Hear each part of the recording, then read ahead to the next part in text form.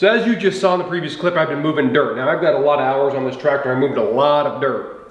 So unfortunately, things breaking is inevitable. In this case, I managed to break this main support beam that holds the front loader arms together. It's actually cracked all the way around right here. Obviously you can see where this is cracked. And that's cracked all the way around. Looks to me like it's been cracked on the bottom for a little while and finally worked its way up. Yeah, there you go. You see that line in there? It goes all the way around. You can tell that's cracked all the way through. We're gonna get the grinder out and burr motor out and clean up all that paint and clean all that weld up and put a little bit of a bevel on there and then weld it up. I'm probably gonna clean up this weld that I did probably 5 years ago while we're doing it.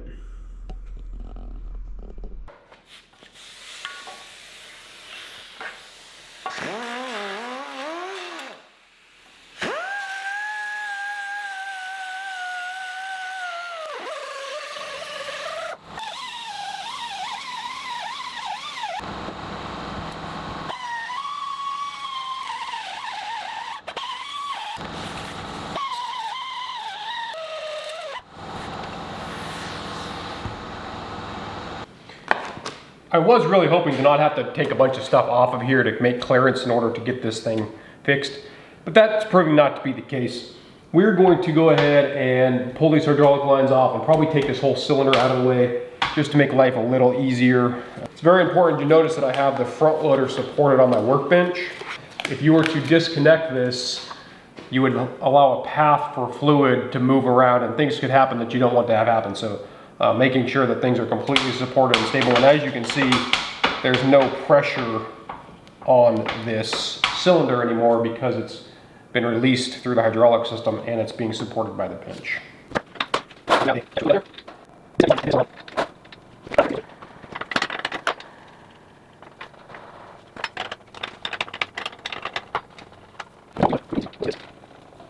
So we're just going to put this hose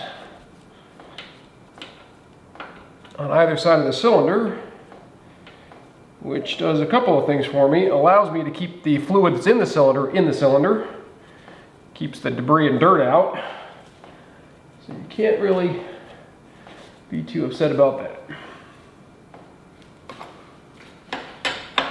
And then we'll hook up the other hose back to the other side of this, and we won't turn the tractor on until we get everything put back together because we don't want to put pressure somewhere we don't want it.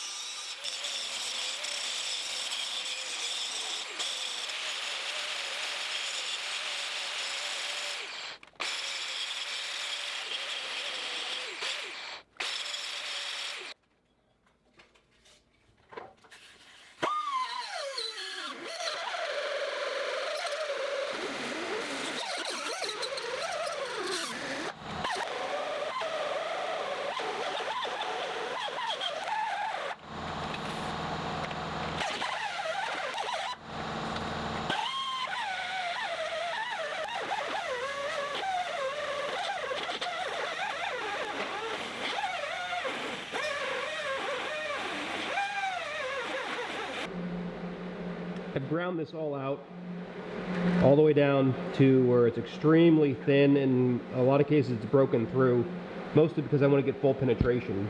Because this is hollow, I have gone ahead and put some aluminum tape on the end cap here, and I'm running a purge line in this side.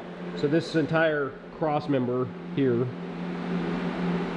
is purged, which means it's full of argon, which means there won't be any oxygen behind it, and in turn it will allow me to get a better penetrating weld and should reduce some of the problems you might have in a weld like this.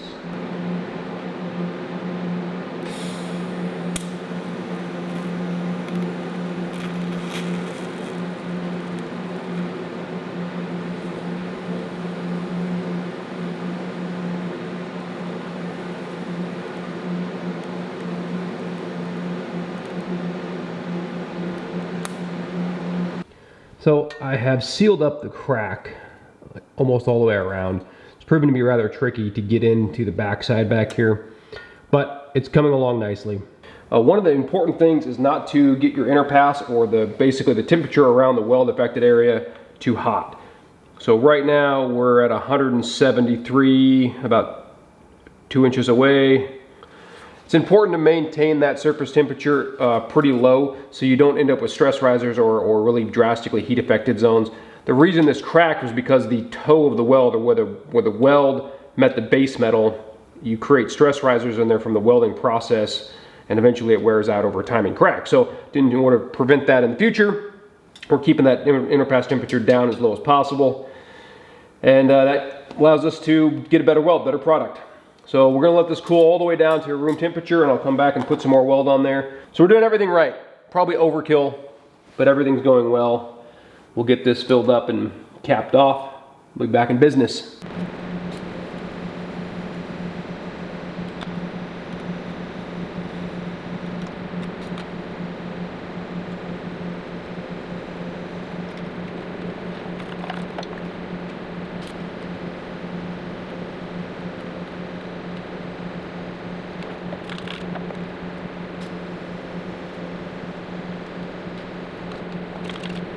So that's the weld. And it is all the way around. It is way, way, way oversized. I also touched up this guy from some stick welding I did way back in the day. But at this point, that is never going to crack again. If anything, it'll be this side, which will do the same thing.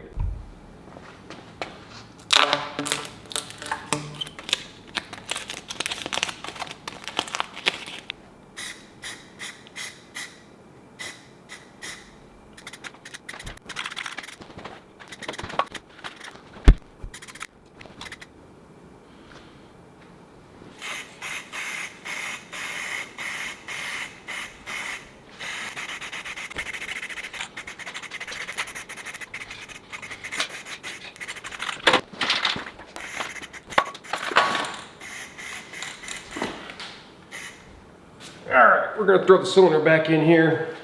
Yeah, there we go.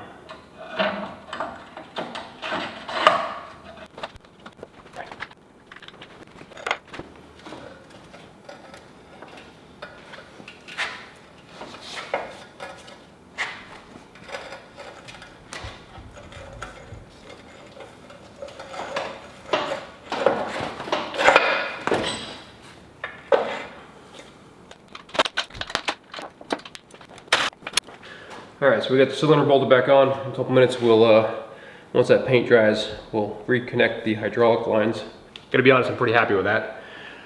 We put the cylinder back on here, and now I've got to reconnect the hydraulic hoses. So let's get them broken loose.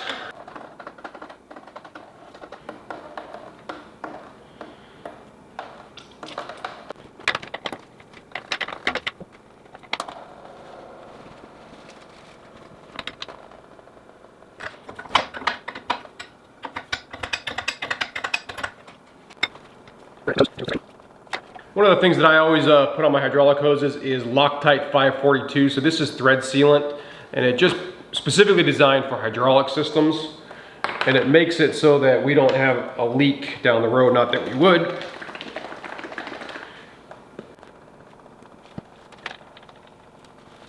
So that line now runs from the top to the upper joint here. And this one we're going to loosen up so I can get some thread sealing on there.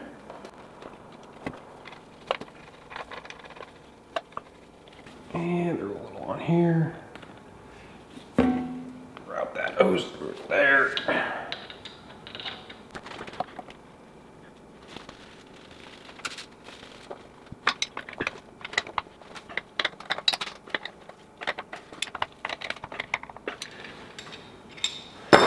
Okay.